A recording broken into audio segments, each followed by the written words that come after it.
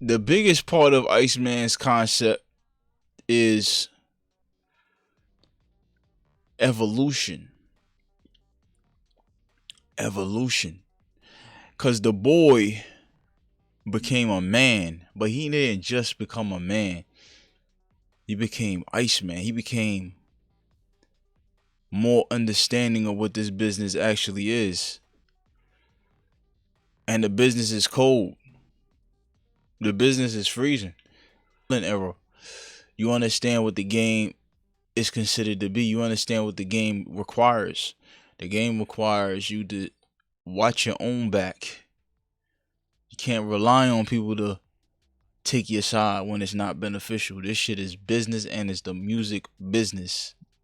One of the darkest businesses to be in. And you're at the top of it. Her Loss was a good project too. That was a collab.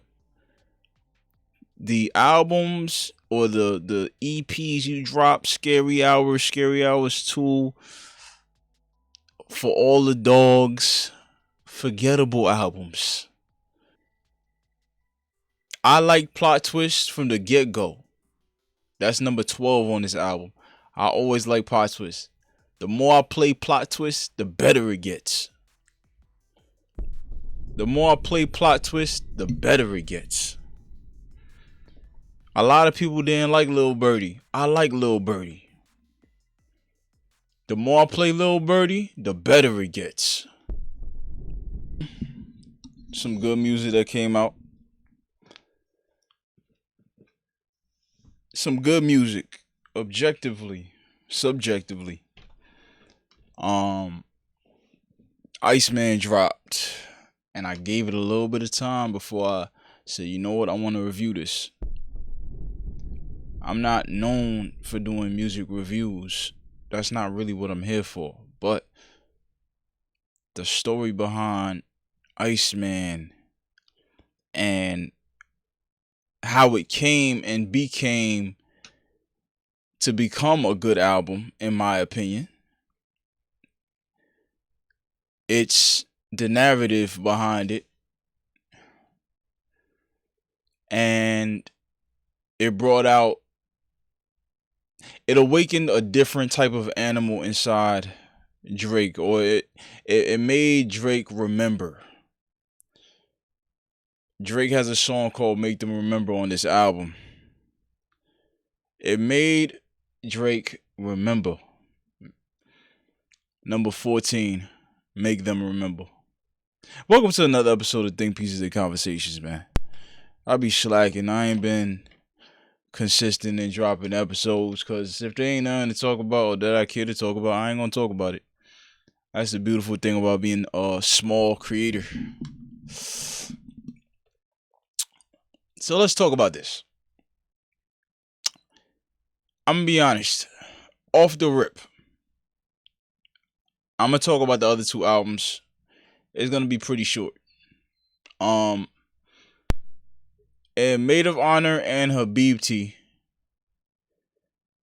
I liked 2 or 3 songs off of both those projects. That's it. Now, it might sound crazy that I said that. It might sound crazy, but I promise it doesn't. Because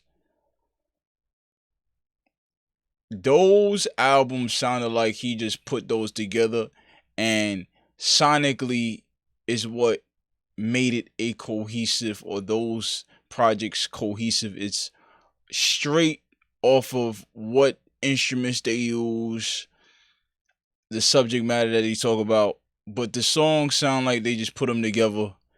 And the thing that really meshed the songs together is the instrumentation. It wasn't really, everything was jumbled up all over the place. The subject matter was, we talking about this, having fun, BBWs. It had no substance in none of that shit. I have a trained ear to understand what people will like. And of course, I understand what I like. And of course, I understand what the world or the majority of what the world is gonna like, because good music is good music. So Iceman, there is good music on there.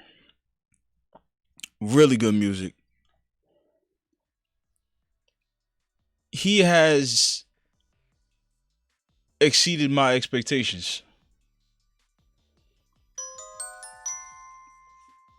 He's definitely exceeded my expectation with this album. There's a couple songs that I like the most, but we'll start with the first song, Make Them Cry. Right? We'll start with the first song. I'll play like 3 seconds of this shit. Yeah. Notice he got 4 songs on here that starts with Make Them. Make Them Cry, Make Them Pay, Make Them Remember, Make Them Know. And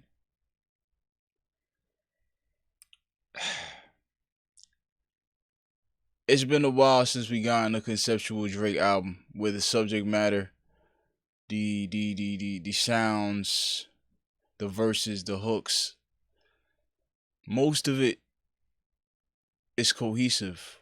If not all of it is cohesive. This is a complete body of work.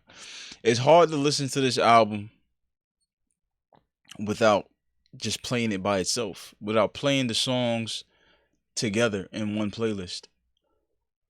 I mean, there's a couple songs you might throw on your workout playlist. There's a couple songs you might throw on your R&B playlist. It makes you want to listen to that song, go to albums, and hit shuffle on the album. Each song. 2 songs I didn't like. I'm gonna be honest, y'all. This might be a hot take. It might be a hot take, and I don't care. My hot take for this album is, or for Drake, just artistically, in terms of features, whatever. When it comes to 21 Savage and Sexy Red, this might be controversial. I don't care. Drake doesn't need to do no more songs or collaborations with 21 Savage or Sexy Red. Like, I hated. What's the name of this song? What's the name of the song that's on? Damn, it's not on here. Nah, it is on here. I just can't find it. I must have deleted it off. I deleted this shit. I deleted the song off the album. It's called Bees on the Table. Bees on the Table. I deleted it. I got it out of here. I was like, yo, I'm good. Right? I got it out of here. I did like the second half. The hook and the first half of the song, I hated. So it made me hate the song. You could have put that song on them other albums that you put out. Because them other albums, I hated those too. Don't like them. I know some of them is going to be played outside. I might hear them outside. It's going to give the same effect as Honestly Nevermind for me. Play that shit one time. I don't play it no more. I don't like the album. But I understand when you on a beach, you somewhere hot, there's drinks flowing, just playing in the background. Honestly Nevermind is going to work. Maid of Honor, they got songs on there that's going to work. Her BT, they got songs on there that's gonna work for a different setting. I'm gonna be in my car driving, going to places, and I need a playlist for that. I'm gonna be at the gym working out. I'm gonna need songs for that. I'm gonna need a playlist for that. I'm gonna need a concept for that. The concept for Iceman. The concept for the Iceman album is, it could be revenge. It could that could be part of the concept of Iceman. The biggest part of Iceman's concept is evolution. Evolution. Because the boy became a man, but he didn't just become a man. He became Iceman. He became more understanding of what this business actually is. And the business is cold. The business is freezing. When people aren't on your side, or you seem like you're gonna lose and you're the biggest, you have a target on your back. He figured that out. But he figured that out during the beef, the last beef he was on, the Kendrick beef. He figured that out. He was like, damn. But it had to happen. You going through whatever you went through with people turning their back, thinking you about to fall off. Your songs and music isn't hitting no more. You're not really caring. Everything sounds lackluster in your music. I didn't like the last couple projects that you soloed, Drake, because you sounded like you didn't care. You probably had 3 or 4 songs per album that I liked from the last 4, besides the one you did with Party Next Door. That was the best project you had, but that was a collab. Her Loss was a good project too. That was a collab.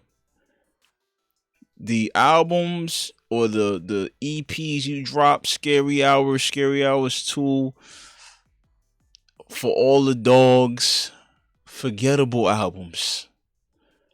I'm gonna be honest, bro. Forgettable albums. From my own opinion. The way you was writing on this, you sounded like, at least on Iceman for this album, you sounded like you got back your love for music again. The other albums you made, you didn't sound like you loved it no more. You were just making the music because you had a studio there at the crib. You're an artist. You're supposed to go to the studio, whatever. It's whatever. It's you taking a piss. You're not taking your time. That's what the other albums sound like. Iceman sound like you had a point to prove. And you proved that point. And also you made some timeless music on here. And I'm gonna be honest, this is gonna be a hot take too. Iceman is gonna be a biggest project. It's gonna be a biggest album. And people are gonna put this album with your greatest albums. Songs are starting to grow even more on me. More than I thought. I like Plot Twist from the get-go. That's number 12 on this album. I always like Plot Twist. The more I play Plot Twist, the better it gets. The more I play Plot Twist, the better it gets. A lot of people didn't like Lil Birdie. I like Lil Birdie. The more I play Lil Birdie, the better it gets. The more I play Lil Birdie, the better it gets. That's just a fact. Like, Ran to Atlanta. First time I played it, I liked it.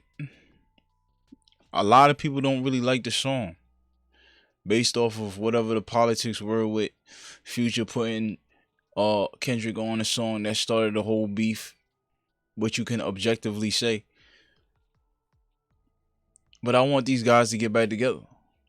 This is business. And if this last spat didn't show y'all that this shit is business, I don't know what to tell y'all. Ran to Atlanta is a good song. Actually, one of my favorites on the album. Whether other people like it, like I like it, doesn't matter to me. I like Dust. I like Make 'Em Cry. I like Whisper My Name. There's a lot of substance in the gumbo pot of this album. It's crazy how he used the Michael Jackson glove. Actually, it's not crazy. The Michael Jackson glove is the album cover. Iceman. I heard some opinions out here with, yo, he about to have his biggest deal yet. He about to have this, he about to do that. And it's showing that Michael Jackson had that same parallel when he was alive. And I'm like, but Michael Jackson wasn't black and Jewish and the biggest and didn't discuss politics at the same time. He didn't do that. He was controversial. Drake stays in his lane. He doesn't get into politics. He doesn't get into the controversies. He just does his business and goes home. Smashing these other dudes' hoes. All that. That's what he do. I don't agree with that. I don't agree with other people smashing other dudes' chicks. But that's the karma that he had to fight through, because during his beef, the people that didn't like the shit that he was doing with their bitches, they showed up. And they showed up in droves to make sure that he got taken down when it was time for him to get taken down. Everybody was dancing and not like us. He came underprepared for that battle. He wasn't hungry. He showed some hunger, but he was still lax. He didn't take Kendrick that serious. But people took Kendrick serious. The allegations that were made by Kendrick, people ran with. In a beef, it doesn't matter if it's actually a real thing, the things that are being said. Is the things being said entertaining? Yes, they were entertaining. I don't know if Drake is a pedophile. I've never heard no things like that. But that doesn't matter. If you can make them believe that, it is what it is. They got him. He came back with Iceman 2 years, spoke about how these things made him feel. It's not about reigniting the beef with Mr. Kendrick. It was about telling his side of the story. And I think he captured that effectively.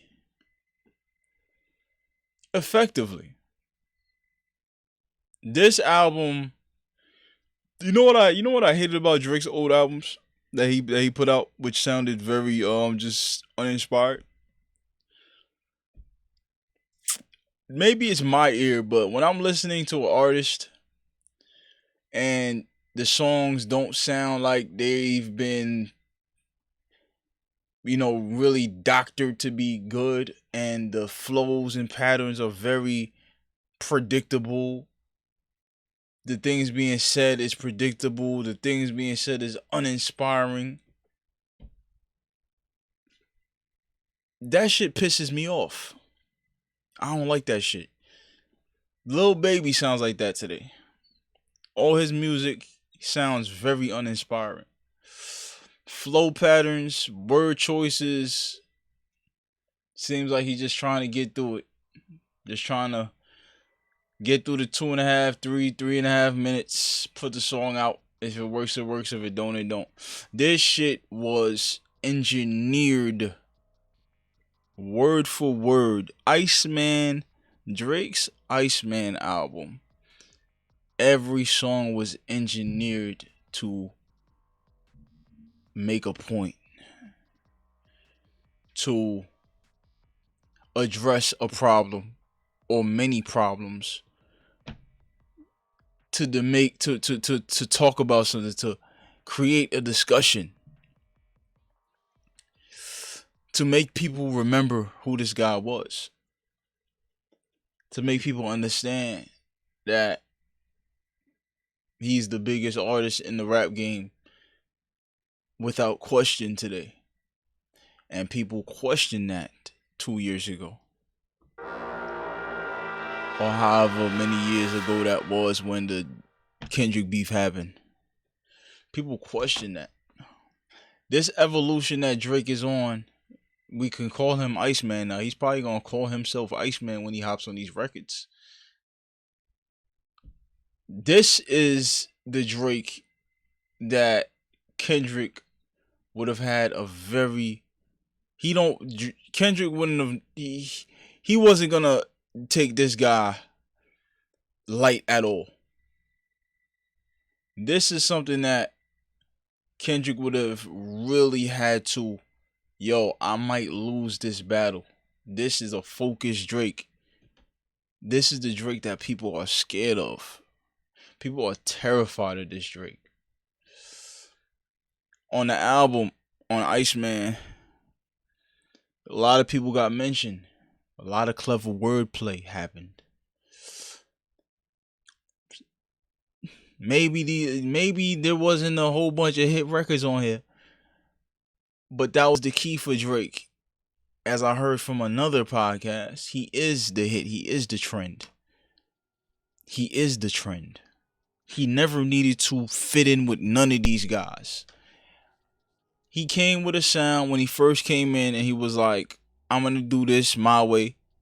People started to bite off of that because they never heard it before, mastered and doctored in such a way where he became the hit maker of rap, collected Grammys throughout the years, wrote for people, had some classic albums, had classic featured verses that may have made those songs.